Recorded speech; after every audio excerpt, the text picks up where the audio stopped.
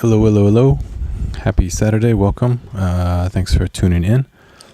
My name is Nathan Goheen. If you got any questions or comments, just drop them in the chat. And let's get going. So I mentioned last week that I saw a nice quote in one of the elementary schools that I teach chess at.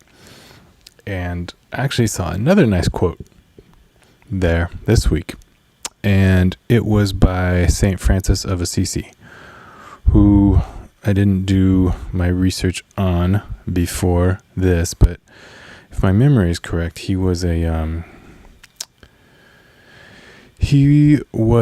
man who, for me, was famous for having a lot of material wealth and giving it up to serve the poor. So that's what I know about St. Francis of Assisi. And anyways, he had this to say: start by doing what is necessary, then what is possible, and suddenly you are doing the impossible. And I really like this a lot because it breaks everything down into simple steps, right? And it's good for elementary school children to realize that it takes steps to accomplish a goal, and in their lives, they're in their very beginning steps. So they may have goals that they haven't accomplished yet, but that's okay because they're just starting out. But I think it's important for us as adults to remember that it is still just as important for us to remember that things take time, and that's okay. We just have to allow ourselves that time. So let's start at the beginning of this quote. Start by doing what is necessary. And so my mind immediately goes to survival, right? You got to pay your bills to eat and to have a place to sleep, right? That's what's necessary in life. Eat, sleep, be warm. So if you are not taking care of what's necessary, everything around you is going to feel frantic and chaotic because you don't have a solid base. You don't have a bedrock that you can steady yourself on, right? So those are life things. What about what's necessary for your artistic creation? And this is a very individualized question, right? Maybe when you're beginning something new, when you pick up an instrument, you got to practice this instrument X amount of time per day or per week or whatever it may be. Or maybe you're at a point where you're like, okay, I need to create X amount of pieces per week, per month, per year, whatever that may be. Or it could be something more ambiguous, just like I'm going to improve every day. I'm going to learn something new every day, right? But just as there are necessary things for our survival as human beings, there are necessary things that we need to do as artists.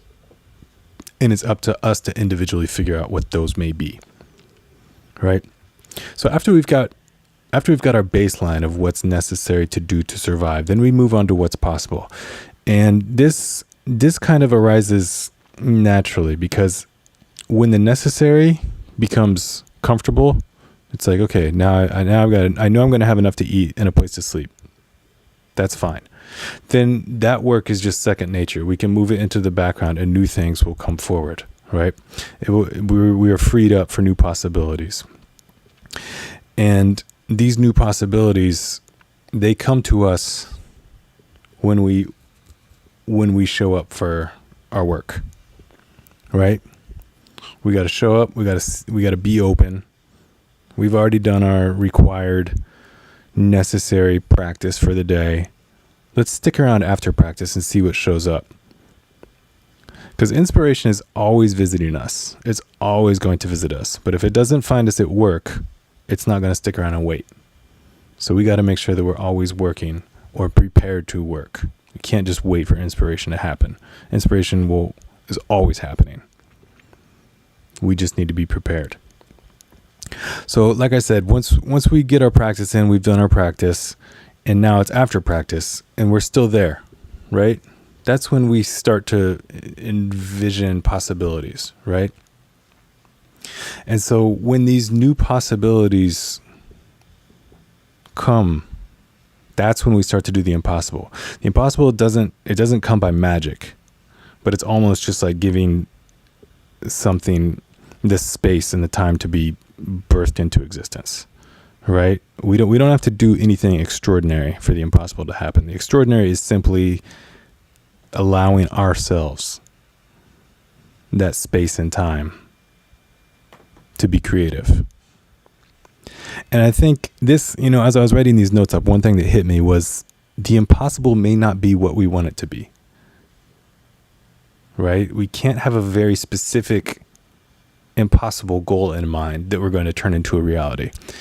I think it's more like the impossible is something that was never thought of before.